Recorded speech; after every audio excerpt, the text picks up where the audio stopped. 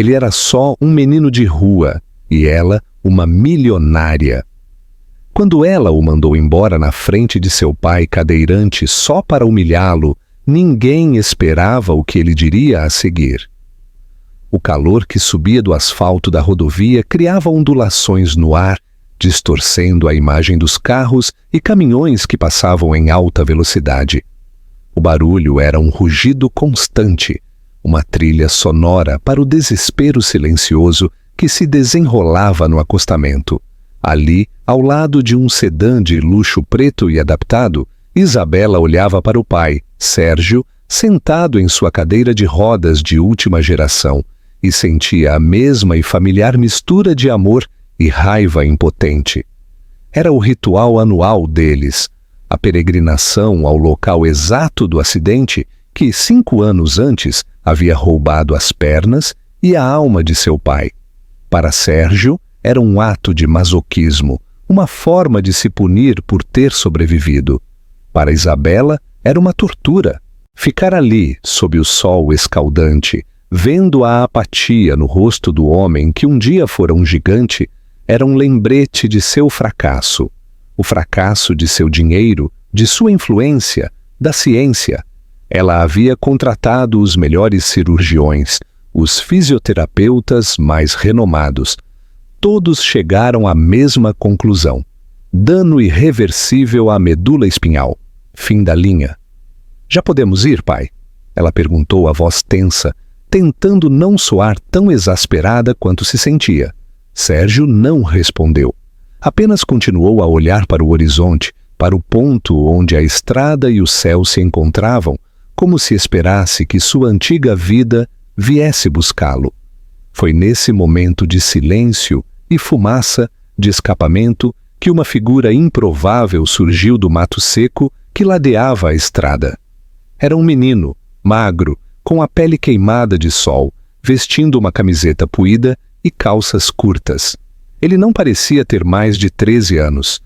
Ele caminhou na direção deles com uma calma e uma determinação que não condiziam com sua aparência. A primeira reação de Isabela foi de alarme e irritação. Um pedinte ali, no meio do nada. Ela instintivamente colocou a mão sobre a bolsa, o gesto de uma mulher rica, acostumada a se defender do mundo. "Saia daqui, garoto! Não é um bom lugar para pedir esmolas", ela disse, a voz fria como gelo, uma muralha para proteger o frágil momento de seu pai. Mas o menino não parou. E ele não estava olhando para a bolsa dela. Seus olhos, de uma cor de mel surpreendentemente clara, estavam fixos, não em Sérgio, mas nas pernas de Sérgio. Pernas imóveis, inúteis, cobertas por uma manta leve apesar do calor. Ele parou a 1 metro deles, ignorando completamente a hostilidade dela.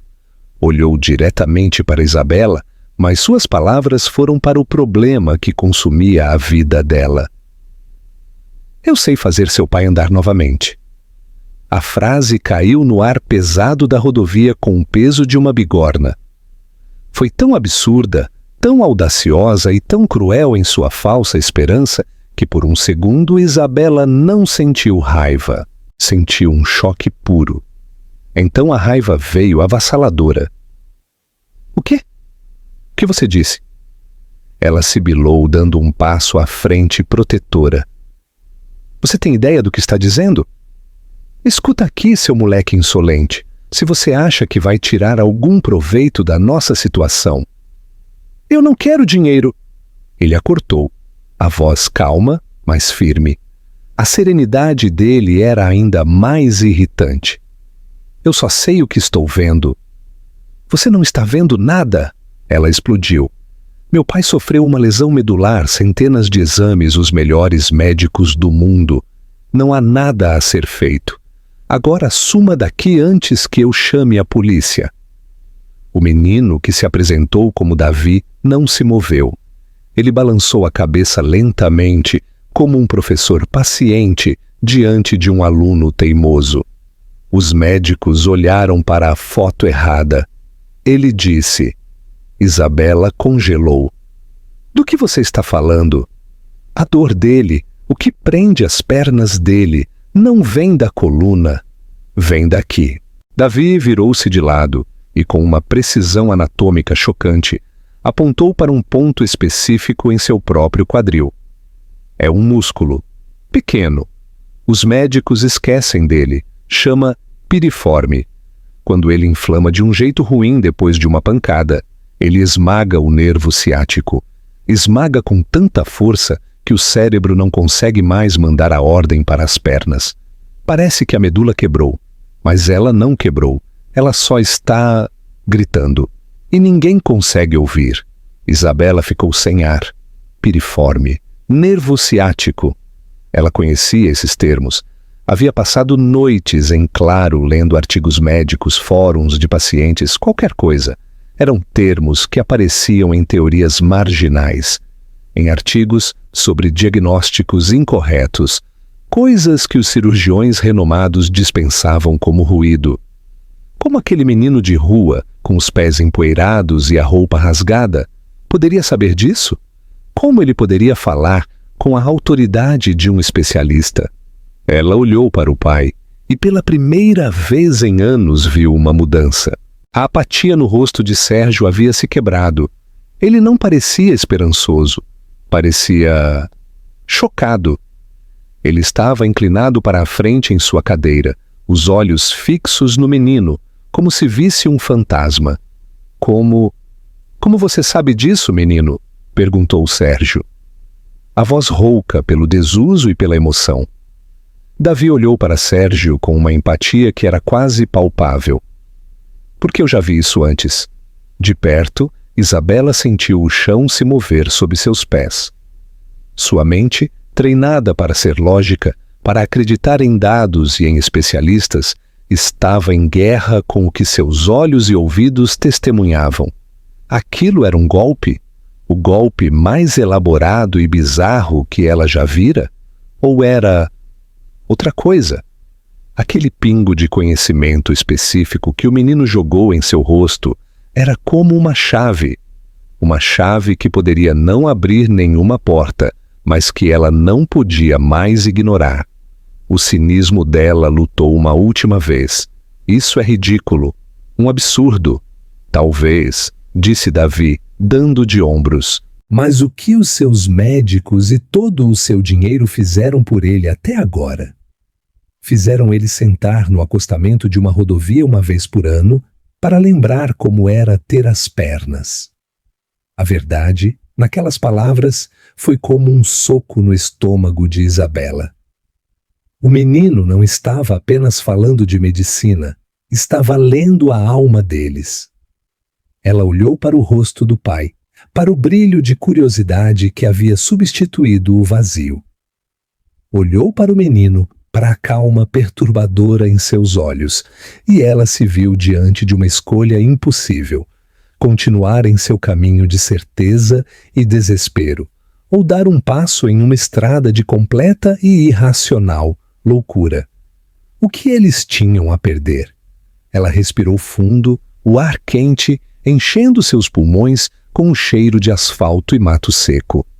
Ela se virou para Davi, os olhos semicerrados, a decisão tomada. Entre no carro. Davi não sorriu. Não demonstrou surpresa. Apenas assentiu, como se esperasse exatamente por aquela ordem.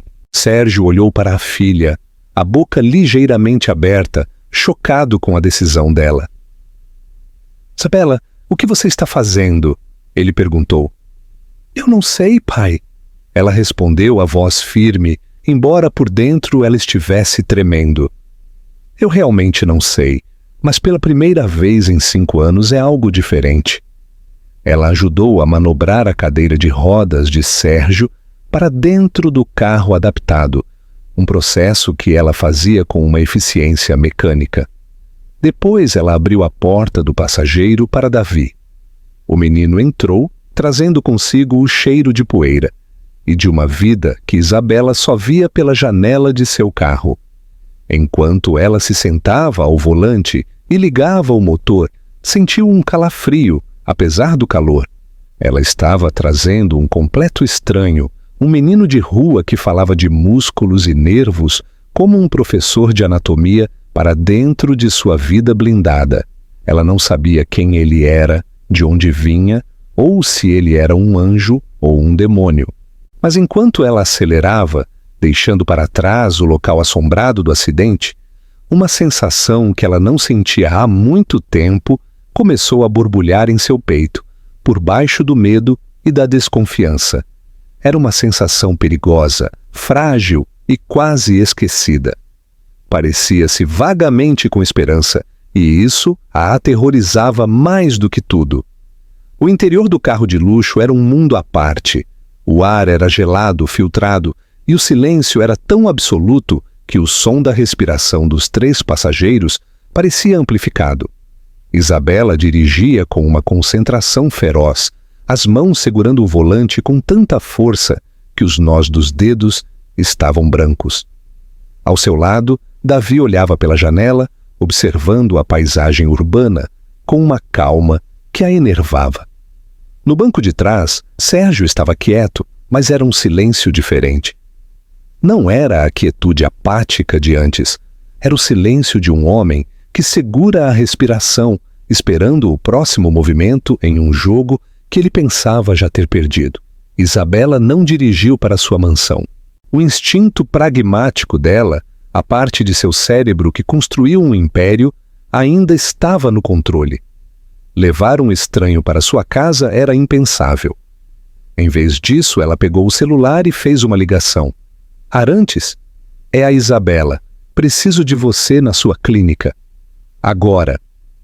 Dr. Arantes era o fisioterapeuta de seu pai há 4 anos, um homem de ciência, metódico, com diplomas de universidades europeias emoldurados na parede de seu consultório. Ele era a personificação da medicina baseada em evidências. Isabela? Aconteceu alguma coisa com o Sérgio? A voz do outro lado era de preocupação profissional. Sim e não, ela respondeu, a voz tensa. Apenas esteja lá e esteja de mente aberta. A clínica do Dr. Arantes era um santuário da reabilitação moderna. Equipamentos de ponta, um ambiente asséptico, o cheiro de álcool e de profissionalismo no ar. Quando eles chegaram, o fisioterapeuta os recebeu com uma expressão confusa, que se transformou em puro choque quando viu Davi. Isabela, o que significa isso? Ele perguntou em particular, enquanto uma assistente ajudava Sérgio. Isabela explicou a cena na rodovia, as palavras do menino, a teoria sobre o músculo piriforme. Ela se sentia uma completa idiota ao dizer aquilo em voz alta, naquele ambiente de ciência e razão. A reação de Arantes foi exatamente a que ela esperava. Ele ficou horrorizado. Com todo o respeito, Isabela, você perdeu completamente o juízo? Ele disse a voz baixa e indignada. Isso é uma loucura. É perigoso. É irresponsável. Você trouxe um menino de rua, sem nenhuma credencial, sem nenhum conhecimento para mexer em seu pai. Um paciente com um quadro neurológico gravíssimo e estabelecido. Ele pode causar um dano permanente, uma dor que não existia. E o que a sua ciência fez por ele nos últimos 5 anos, Arantes? Ela retrucou a voz carregada de uma frustração acumulada. O que os seus métodos estabelecidos fizeram? Deram a ele uma cadeira de rodas mais ergonômica? Um travesseiro mais confortável? Pelo menos me escute. Não há nada para escutar. E isso é charlatanismo da pior espécie, explorando a sua dor. Ele não pediu dinheiro. Ela insistiu. Ele falou o nome de um músculo que eu, em 5 anos de pesquisa, só vi mencionado em artigos obscuros. Eu só quero que você o observe. Fique ao lado dele. Se ele fizer qualquer coisa que você julgue perigosa, você o impede. É só isso que eu peço. 1 hora. O que mais nós temos a perder? A última frase o atingiu. Doutor. Arantes olhou para Sérgio, que agora estava na sala de terapia, observando a discussão com um interesse que o médico não via nele há anos. Contra todo o seu bom senso e ética profissional, ele cedeu. mais por proteção a seu paciente do que por acreditar naquela loucura. 1 hora. E eu não quero ser responsabilizado por isso. A cena na sala de terapia era surreal. Dr. Arantes, de braços cruzados, o rosto uma máscara de ceticismo. Isabela roendo as unhas em um canto, o coração batendo na garganta. Sérgio, deitado em uma maca de massagem, pela primeira vez em muito tempo, com uma expressão que não era de resignação. E no centro de tudo, Davi. O menino parecia completamente à vontade. Ele lavou as mãos meticulosamente na pia, como um cirurgião se preparando para uma operação. Ele se aproximou da maca. "Senhor Sérgio", ele disse, a voz calma e respeitosa, "eu vou precisar que o senhor relaxe. Eu sei que é difícil, mas a sua cabeça precisa acreditar que o caminho para as pernas ainda existe." Ele se virou para Arantes. "Doutor, eu não vou fazer nada de repente. Não vou estalar nada. O nervo está sendo esmagado. A gente precisa convencer o músculo a soltar o aperto. Com paciência." Davi começou a trabalhar. Suas mãos, que Isabela imaginava serem ásperas e sujas, eram surpreendentemente firmes e sensíveis. Ele não começou pelas pernas. Começou pela parte inferior das costas, pela região lombar, usando os polegares para aplicar pressão em pontos específicos. Os músculos das costas estão gritando há anos, tentando compensar o que não funciona lá embaixo. Ele explicava mais para si mesmo do que para os outros. Primeiro, a gente precisa acalmá-los. Dr. Arantes observava o ceticismo lentamente, dando lugar a uma curiosidade profissional. O menino não estava apenas apertando aleatoriamente. Ele estava seguindo os feixes musculares com uma precisão impressionante. Ele conhecia a anatomia, mesmo que não soubesse os nomes técnicos. Depois de quase meia hora trabalhando nas costas, Davi se moveu para a região do quadril. Agora, o chefe da bagunça. Ele murmurou. Ele pediu que a assistente ajudasse a dobrar o joelho de Sérgio em um ângulo específico. E então, ele começou o trabalho profundo. Seus cotovelos, seus polegares, o peso de seu corpo magro, tudo focado em um ponto profundo na nádega de Sérgio. Sérgio gemia de dor. Uma dor que não era a dor fantasma ou a dor neuropática que ele sentia às vezes. Era uma dor muscular, profunda, real. "É aqui que ele mora", disse Davi.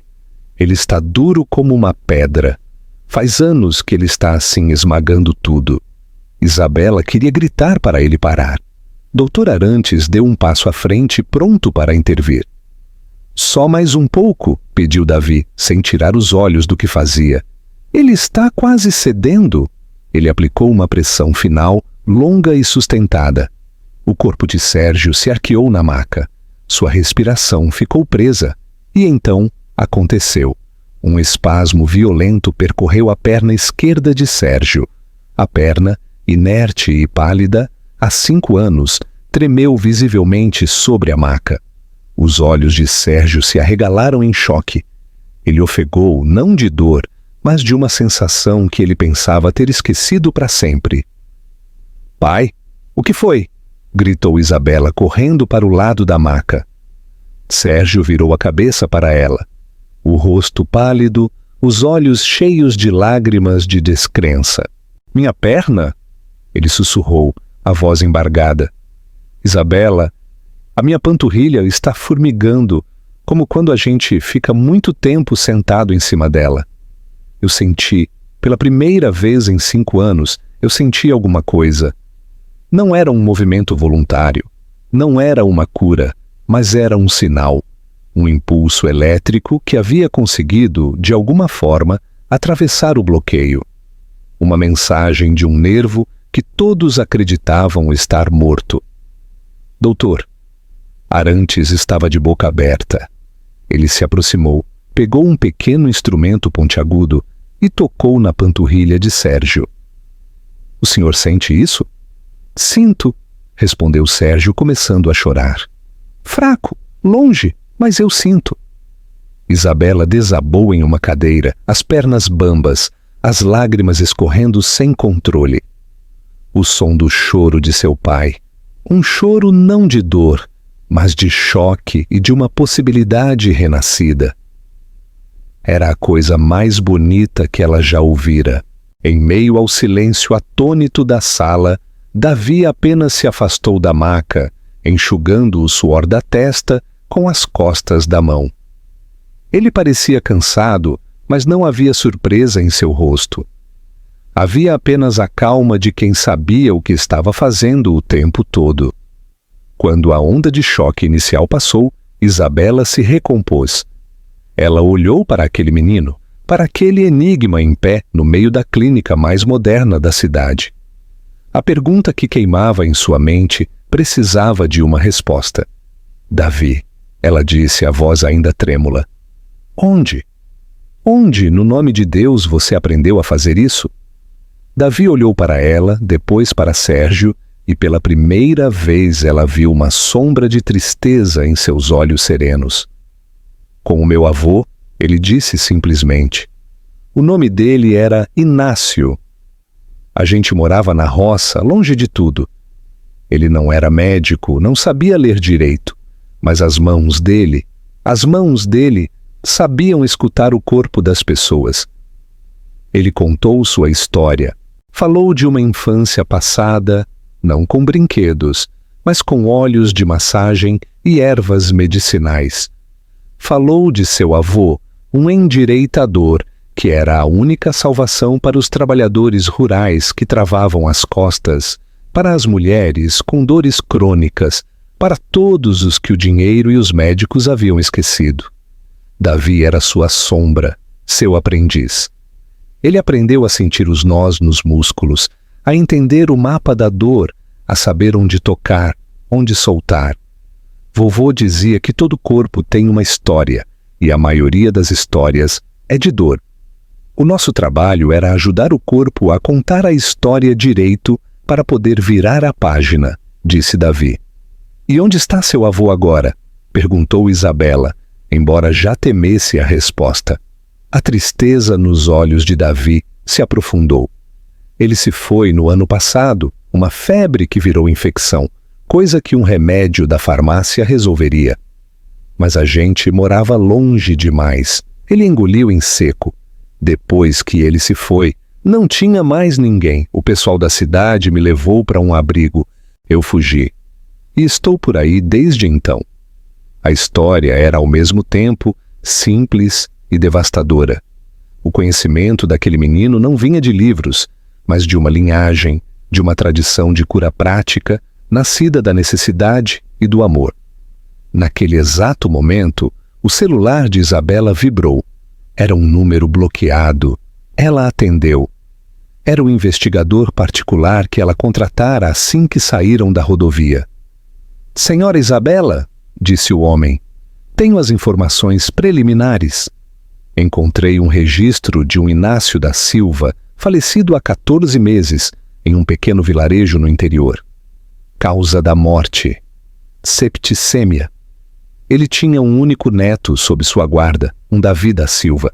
O menino foi transferido para um abrigo na capital e fugiu 2 semanas depois. A história dele confere. Obrigada, disse Isabela, a voz fraca. Senha. Tem mais uma coisa que achei estranho no boletim de ocorrência do acidente do seu pai. 5 anos atrás. Continuou o investigador. A perícia foi inconclusiva. O carro do seu pai desviou bruscamente para a direita antes de capotar. A teoria inicial foi que ele dormiu ao volante, mas um dos policiais no relatório mencionou uma hipótese de que ele pode ter desviado de um animal ou de uma pessoa que teria corrido para o mato após o acidente. Nunca foi confirmado. Isabela sentiu um calafrio percorrer sua espinha. Uma pessoa correndo para o mato. Ela olhou para Davi, que agora ajudava Sérgio a beber um copo d'água. Uma nova e terrível camada de mistério começou a se formar. Ela sabia, agora, como Davi tinha aquele dom, mas ainda não sabia o mais importante. Por quê? Porque ele estava ali, naquela rodovia, naquele dia. E como ele pôde, apenas olhando para seu pai, ter a certeza absoluta sobre a natureza da lesão? A história dele, ela sentia, ainda tinha um capítulo secreto e doloroso a ser revelado. A atmosfera na clínica no dia seguinte era uma mistura de eletricidade e ceticismo. Dr. Arantes, o fisioterapeuta, havia passado a noite em claro, pesquisando artigos sobre a síndrome do piriforme, tentando encontrar uma explicação lógica para o que testemunhara. Ele admitiu para Isabela, com uma honestidade que ela apreciou, que o que viu desafiava a explicação convencional. Não posso endossar cientificamente, mas também não posso negar o que meu paciente sentiu. Eu supervisionarei, mas a responsabilidade é sua. Mas a mudança mais profunda não estava no médico, estava em Sérgio. Quando Isabela chegou para buscá-lo, encontrou-o já vestido, sentado em sua cadeira de rodas, os olhos brilhando com uma luz que ela não via desde antes do acidente. Eu quero tentar, Isabela, ele disse, a voz firme, sem o tom arrastado da autocomiseração. Eu não sei o que aquele menino fez, mas ele abriu uma janela em uma sala que estava trancada há 5 anos. Eu quero ver se há luz do outro lado. Pela primeira vez, a decisão era dele. Não era Isabela o arrastando para mais um tratamento fútil. Era Sérgio, o pai dela, o homem que construiu um império, decidindo lutar. Isabela tomou sua decisão. Levou Davi para sua casa. A mansão, uma fortaleza de mármore e vidro em um condomínio fechado, era um planeta diferente do mundo de Davi. Ele entrou, olhou para o pé direito duplo, para as obras de arte abstrata nas paredes, para a piscina de borda infinita visível através das paredes de vidro. E sua reação não foi de admiração. Foi uma curiosidade silenciosa, como um antropólogo estudando uma tribo exótica. Ele não demonstrou interesse pela sala de cinema ou pela adega climatizada. Mas seus olhos se iluminaram quando viu a biblioteca de 2 andares, as paredes forradas de livros do chão ao teto. Uma nova e estranha rotina se instalou. Todas as manhãs, Davi trabalhava com Sérgio por 2 horas. As sessões eram intensas, dolorosas. Davi usava uma combinação de massagem profunda, manipulação de tecidos e alongamentos passivos que deixavam Sérgio exausto, mas, a cada dia, um pouco mais vivo. Doutor Arantes supervisionava fazendo anotações, o ceticismo em seu rosto lentamente se transformando em fascínio. O progresso era medido em milímetros, não em quilômetros. Uma semana depois da primeira sessão, Sérgio conseguiu mexer o dedão do pé esquerdo voluntariamente. Foi um movimento minúsculo, quase imperceptível, mas, para eles, foi como um terremoto. Isabela chorou, Sérgio riu, uma risada genuína, alta, que ecoou pela casa silenciosa pela primeira vez em anos. Davi apenas assentiu como se esperasse por aquilo. É o primeiro olhar do seu cérebro para o seu pé, ele disse. Eles estão se reapresentando. Isabela, por sua vez, cancelou 80% de sua agenda. Ela passava os dias em casa observando a interação entre o pai e o menino. Ela viu um laço se formar, um que transcendia a relação de paciente e curador. E eles conversavam. Sérgio contava histórias de suas primeiras construções, de seus desafios no mundo dos negócios. Davi contava sobre as plantas que seu avô usava, sobre como prever a chuva olhando para o voo dos pássaros. Eram 2 mundos colidindo e encontrando um terreno comum. Isabela descobriu que, embora Davi possuísse uma sabedoria ancestral, ele mal sabia ler ou escrever. O choque foi imediato. Como alguém tão inteligente podia ser analfabeto? Ela entendeu que o mundo dele nunca havia precisado de letras, apenas de observação e ação. Naquela noite, ela pegou um livro infantil, um dos seus, de quando era criança, e sentou-se com ele na biblioteca. Vamos fazer um trato, ela disse. Você ensina meu pai a andar, e eu te ensino a ler o mundo. E assim, as noites se tornaram lições. A paciência que Isabela nunca teve em suas salas de reunião, ela encontrou ali, guiando o dedo de Davi sobre as palavras, vendo a frustração e a alegria da descoberta em seus olhos. O mistério sobre Davi, no entanto, ainda a assombrava. Como ele sabia? Como ele tinha tanta certeza? A história do avô explicava o como, mas não o porquê de sua confiança absoluta. Ela pediu ao seu investigador que continuasse cavando, que encontrasse tudo sobre o acidente de 5 anos atrás e sobre a vida de Davi. A verdade final veio de forma inesperada. Certa noite, o investigador ligou. Senhora Isabela, tem uma informação que pode ser perturbadora sobre o acidente na rodovia. Diga, ela ordenou. Não foi apenas o carro do seu pai. Houve outra vítima naquele dia, que nunca foi formalmente registrada no boletim de ocorrência principal. Um lavrador local. Ele foi atropelado por uma motocicleta em alta velocidade minutos antes do carro do seu pai passar. Ele foi socorrido por um curandeiro local e seu neto. Eles o salvaram. Mas, ao que parece, o curandeiro se feriu no processo. E, senhora, o nome do curandeiro era Inácio da Silva. O telefone quase caiu da mão de Isabela. Inácio, o avô de Davi. Ele estava lá. Naquela noite, ela decidiu confrontar a verdade. Ela encontrou Davi na varanda, olhando para as estrelas. Davi. Ela começou, a voz trêmula. O investigador me contou sobre o dia do acidente do meu pai. Havia outra pessoa ferida na estrada. Um homem. E seu avô o ajudou. A calma de Davi se desfez. Ele se encolheu. O corpo subitamente tenso. Era a primeira vez que Isabela o via parecer assustado. Vovô sempre ajudava todo mundo. Ele sussurrou. O que aconteceu com ele, Davi? Como ele se feriu?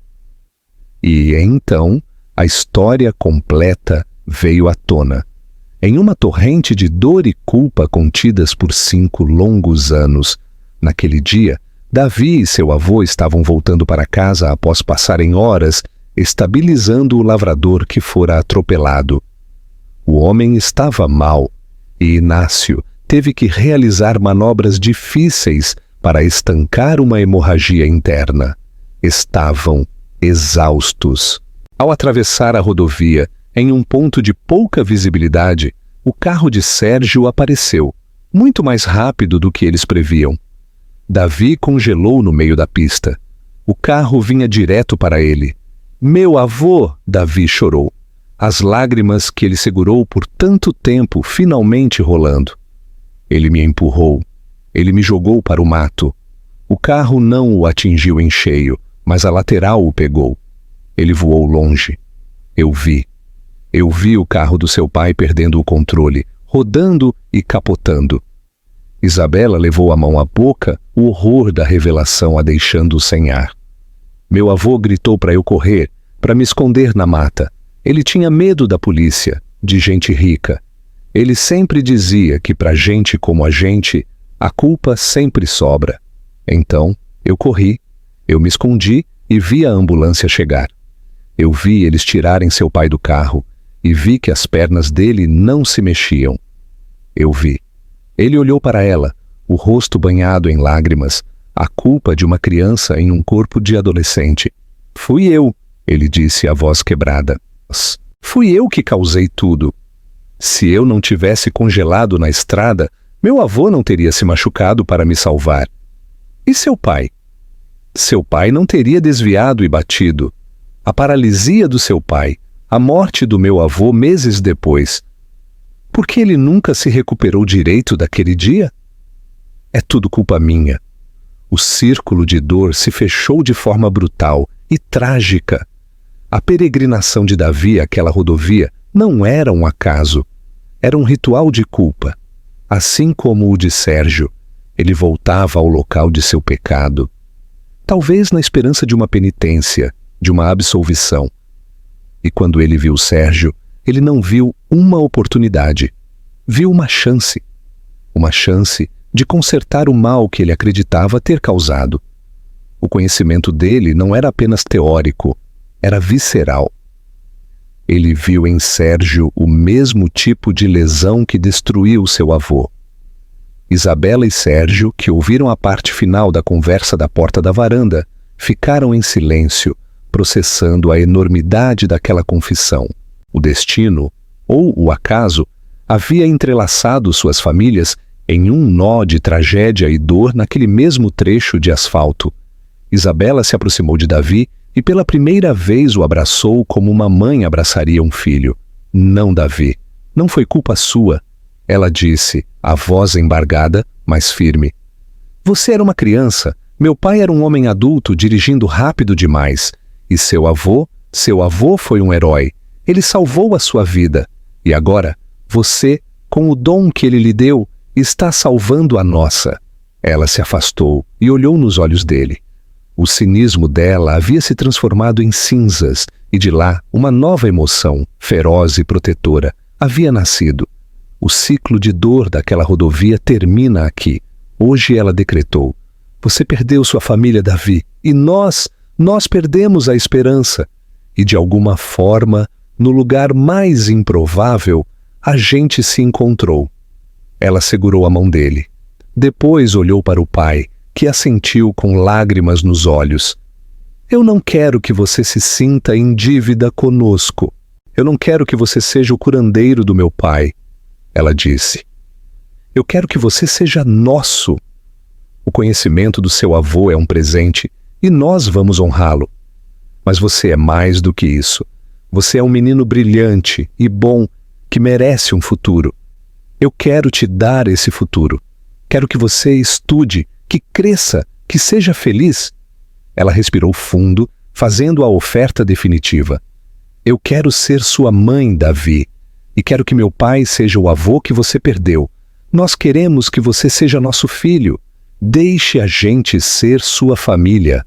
A oferta de adoção pairou no ar, tão improvável e tão certa quanto a primeira frase que ele lhes dissera na beira da estrada. Davi olhou para Isabela, para o rosto da mulher que ele queria odiar por sua riqueza, mas que agora o olhava com um amor maternal que ele nunca conheceu. Olhou para Sérgio, o homem cuja vida ele pensava ter destruído, e viu em seus olhos não acusação, mas um afeto e um convite. O peso de 5 anos de culpa começou a se dissolver, e pela primeira vez desde a morte de seu avô, Davi não se sentiu sozinho.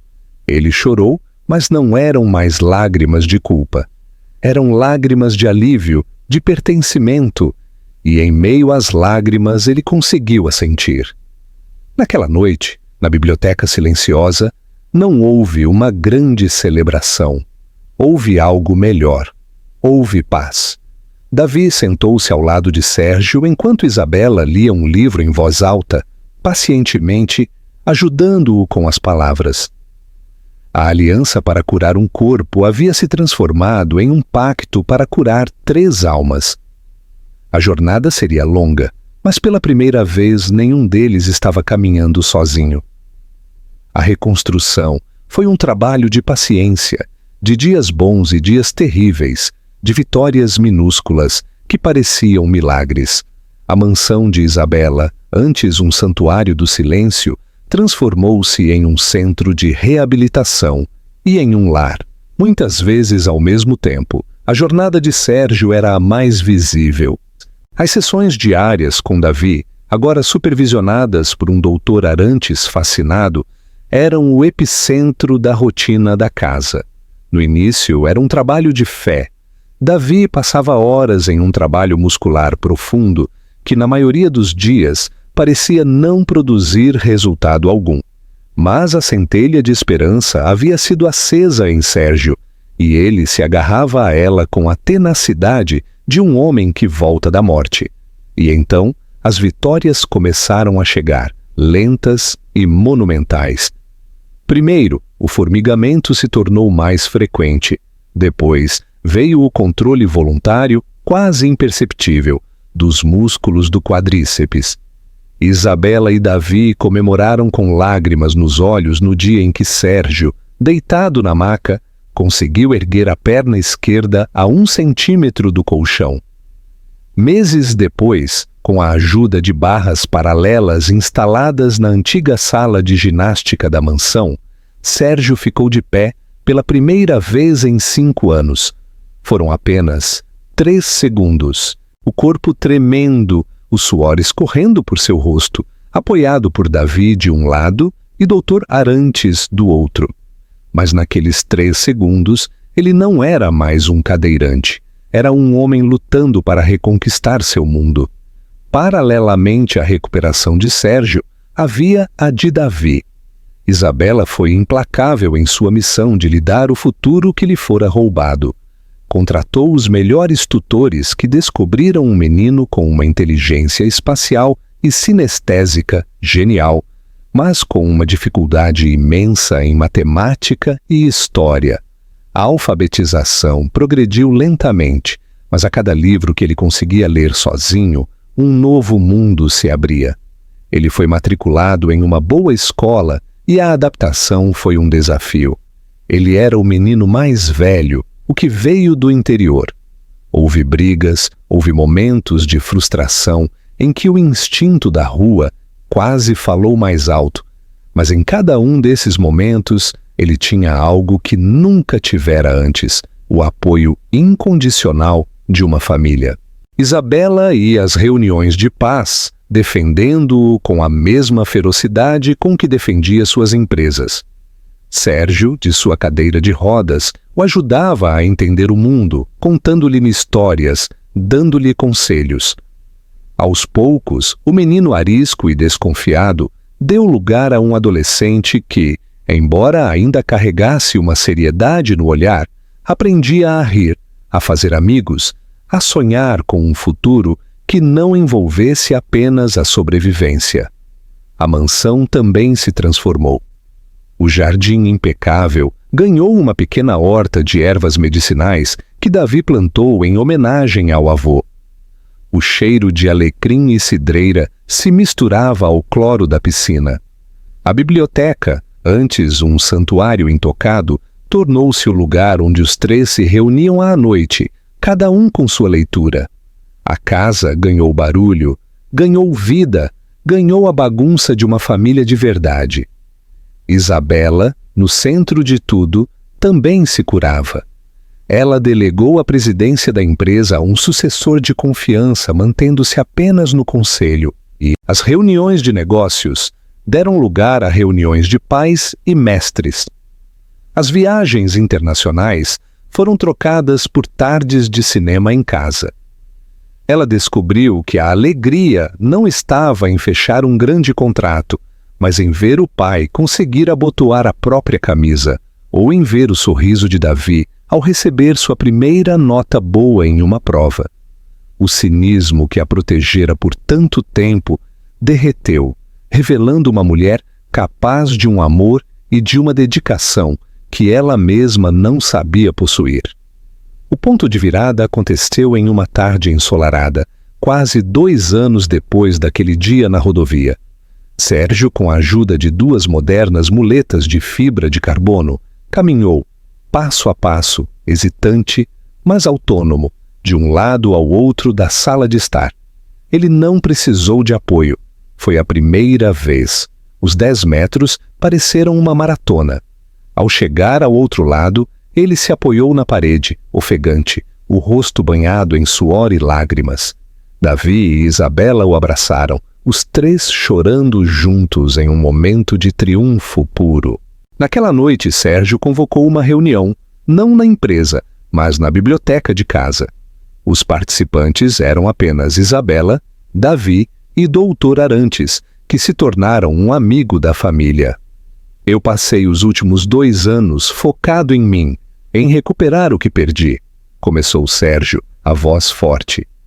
E nós conseguimos mais do que qualquer um sonhou ser possível. mas agora eu quero construir algo. Ele olhou para Davi, que agora era um jovem de 15 anos, mais alto, mais forte, mas com os mesmos olhos sábios. Davi, o dom que seu avô lhe deu é um tesouro. Ele salvou a minha vida, a minha alma, e não pode morrer comigo, não pode ficar confinado a esta casa. Ele revelou seu plano, um plano audacioso que ele vinha desenvolvendo em segredo. Ele usaria uma parte substancial de sua fortuna para criar uma fundação, um instituto dedicado a um novo tipo de reabilitação, um lugar que uniria a ciência de ponta do Dr. Arantes com o conhecimento prático e ancestral de curadores como Inácio, o avô de Davi. Uma clínica que ofereceria tratamento de baixo custo ou gratuito para pessoas que o sistema de saúde tradicional havia abandonado. Eu quero que você estude Davi, disse Sérgio, a emoção em sua voz. Quero que vá para a faculdade de fisioterapia, de medicina, o que você escolher. Quero que dê nomes científicos às coisas que você já sabe pelo instinto. Mas, acima de tudo, eu quero que você seja o coração deste lugar, para que o legado de Inácio não ajude apenas a mim, mas a milhares de outras pessoas. Davi ficou sem palavras. Ele olhou para o homem que ele pensava ter condenado a uma vida de paralisia. E este homem estava lhe oferecendo não apenas um futuro, mas um propósito que honrava seu passado da forma mais bonita possível. Alguns meses depois, no 6º aniversário do acidente, eles decidiram voltar à rodovia. O ritual de dor precisava ser transformado em um ritual de renascimento. Eles foram na nova van de Sérgio, totalmente adaptada. O dia estava ensolarado exatamente como antes. O mesmo calor subia do asfalto, mas tudo era diferente. Isabela estacionou no acostamento. Davi desceu primeiro. Ele abriu a porta lateral e ajudou Isabela a preparar o equipamento. Juntos, eles auxiliaram Sérgio a sair do veículo. Ele não estava em uma cadeira de rodas. Estava de pé, apoiado firmemente em suas 2 muletas. Eles não olharam para o local exato do acidente com dor. Olharam para o outro lado da estrada. Em um vasto terreno que Isabela havia comprado, uma grande placa de construção havia sido erguida. Nela, em letras grandes e azuis, estava escrito: em breve Instituto Inácio da Silva de Terapias Integrativas, onde a ciência e a tradição se encontram para curar. Davi leu o nome de seu avô na placa e sentiu o ar faltar. A homenagem, o reconhecimento, a redenção, tudo o atingiu de uma só vez. As lágrimas que ele derramou ali, no acostamento daquela mesma estrada, não eram de culpa. Eram de uma gratidão tão profunda que parecia lavar sua alma. Sérgio colocou um braço forte ao redor dos ombros do rapaz. Ele estaria muito orgulhoso de você, meu neto, ele disse, a palavra neto soando natural. Certa, Isabela se juntou a eles, passando um braço pela cintura de Davi e outro pela de seu pai. Os 3 ficaram ali, parados, uma família improvável forjada na tragédia, agora unida por um propósito de esperança. Eles não eram mais definidos por aquele pedaço de asfalto. Haviam tomado posse dele, transformando-o de um monumento à dor em um marco zero para um novo começo. Isabela olhou para o rosto de seu pai, agora cheio de vida e de planos. Olhou para seu filho, um jovem cujo futuro era tão brilhante quanto o sol que os aquecia. O cinismo que um dia fora sua armadura havia se desfeito completamente, deixando para trás apenas um imenso e sereno sentimento de paz. Ela pensou em como, naquele mesmo lugar, anos antes, ela sentira que sua vida havia terminado. Que tola ela fora! A estrada não terminava aqui, ela pensou, enquanto o vento da rodovia soprava em seus cabelos. Para nós, foi exatamente aqui que ela começou.